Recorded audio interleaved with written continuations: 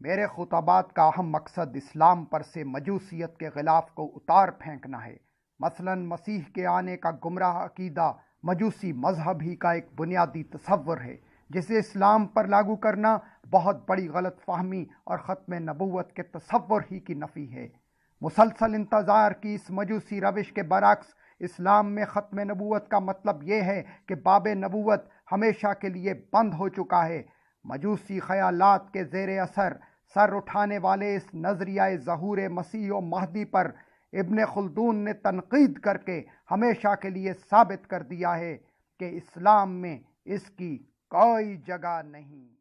مہدی، مسیحیت اور مجددیت کے متعلق جو احادیث ہیں وہ ایرانی اور عجمی تخیلات کا نتیجہ ہیں۔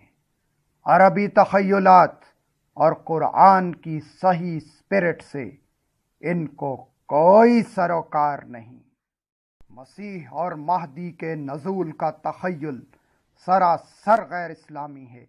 جب قرآن حکیم میں ان کی آمد کا کوئی تذکرہ یا وعدہ نہیں ہے تو لا محالہ ان روایات کو ناقابل اعتماد قرار دینا پڑے گا۔